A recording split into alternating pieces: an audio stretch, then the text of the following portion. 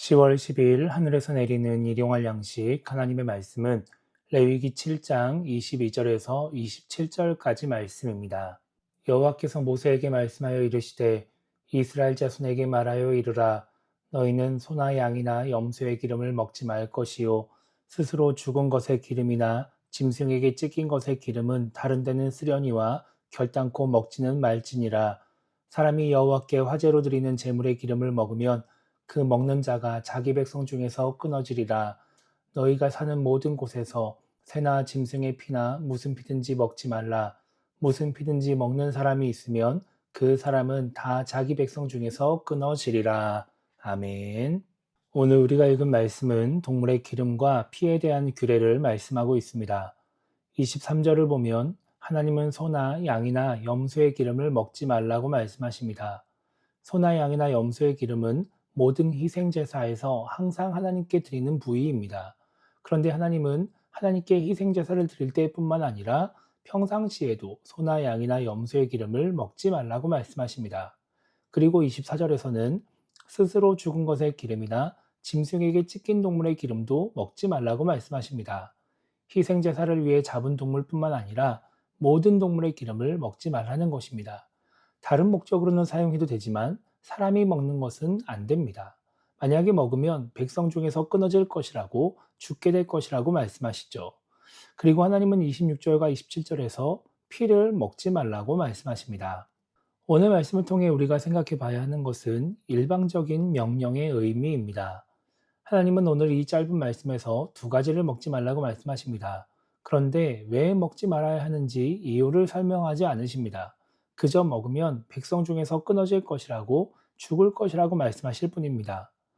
우리는 이 말씀과 비슷한 말씀을 잘 알고 있습니다. 바로 선악과에 대한 하나님의 말씀입니다.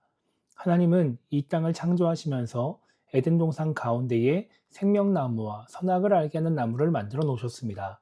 그리고 아담에게 동산 각종 나무의 열매는 임의로 먹되 선악을 알게 하는 나무의 열매는 먹지 말라고 말씀하시면서 먹으면 반드시 죽을 것이라고 말씀하시죠. 여기서도 하나님은 왜 먹지 말아야 하는지 설명하지 않으십니다. 이렇게 이유를 설명하지 않는 명령이 우리 인간에게는 불편하게 다가오기도 합니다. 이유를 알려주시면 더 잘 들을 것 같다는 생각이 들기도 하죠. 그런데 이런 명령, 일반적인 명령이 우리에게, 우리 신앙생활에 아주 중요한 의미를 전달합니다. 그것은 바로 하나님과 우리의 관계입니다.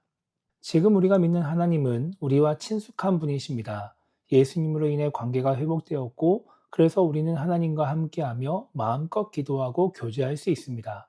그래서 하나님이 주시는 은혜를 누리기도 하고, 하나님이 주시는 복을 받고 싶어 하기도 하죠. 그러다 보니까 때로는 하나님을 가볍게 대하기도 하고, 하나님을 두려워하지 않는 모습을 보이기도 합니다. 그런데 구약에 나오는 하나님은 그런 분이 아닙니다. 인간을 사랑하고 자비를 베푸시기도 하지만 명확한 기준을 제시하시고 그 기준에 미치지 못하면 심판을 하시기도 하고 목숨을 빼앗아 가시는 분이 바로 하나님입니다. 우리 인간이 함부로 대할 수 없고 함부로 대해서도 안 되는 분으로 하나님을 보여주고 있는 것입니다. 하나님이 하나님의 백성에게 기름과 피를 먹지 말라고 하시면서 그 이유를 말씀해 주시면 당연히 좋을 것입니다. 그런데 말씀해 주지 않으신다고, 그래서 우리 마음에 들지 않는다고 그 말씀을 듣지 않아도 괜찮을까요? 그렇지 않습니다. 우리는 그 이유를 모른다 하더라도 하나님의 명령이라면 순종해야 합니다. 그러니까 이런 명령이 우리에게 은혜를 베푸시고 우리와 함께 하시는 하나님을 우리보다 더 높은 분, 더 위대하신 분, 우리가 절대적으로 순종해야 하는 분으로 인식하게 만드는 것입니다. 하나님을 친숙하게만 대하는 것이 아니라 우리가 하나님께 지켜야 할 선이 있다라고 하는 것을 알려주고 있는 것이죠. 그렇게 함으로써 우리로 하여금 하나님의 백성답게 하나님을 믿는 사람답게 살아갈 수 있도록 만들어 주는 것입니다. 그래서 오늘 하루를 시작하며 우리가 이렇게 기도했으면 좋겠습니다. 하나님의 백성으로서 하나님과의 관계를 잘 생각하며 살아가는 신앙인이 될 수 있게 달라고 기도했으면 좋겠고요.